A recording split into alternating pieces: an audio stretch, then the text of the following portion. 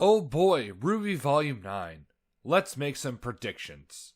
First, and this is the big one, I think they will address the fall of Atlas and potential long-term consequences of it. After all, the world's only, as far as we know, military is gone. Decades worth of research and development of new technology is gone.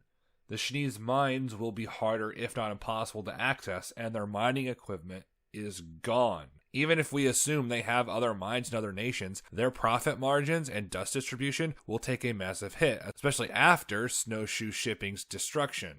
Everyone from Atlas and Mantle being dumped into Vacuo will put an immense strain on the kingdom.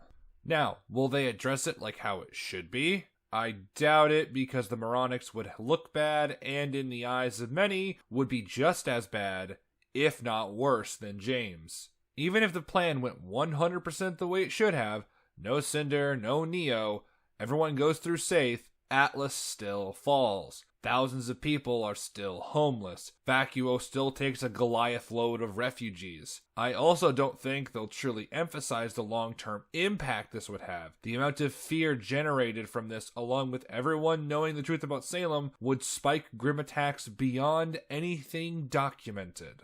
It'll likely get some mention and perhaps will be shown bits, but nothing as bad as it should be. Everyone will escape the sandstorm without any casualties. Most of the season will also be spent on the island. Jacques' death will either be ignored or only mentioned in passing and not given the time it deserves. Bumblefuck will either become canon or the ball will get rolling. This thing will be what shook the Void and will be the main antagonist for the season, because why use the ones we already have? Neo will have a face turn and receive no consequences for her actions, or she'll just die. Both options are equally possible.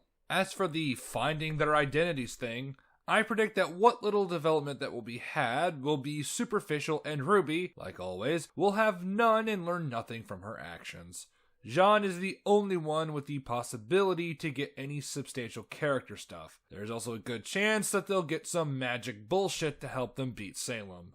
I also think they'll get off the island at the end of the season, because I'm 90% sure this will be primarily a filler season with not much of substantial consequence happening. I'm also pretty certain that Pietro and Maria will be rescued somehow, because I don't think even Kirby would forget that they're just floating out there in Amity. Plus, the opportunity to have Pietro react to Penny's death in order to manipulate the consumer's shallow attachment is too enticing to pass up. Also, stuff with the Job Squad, Crow, and Robin.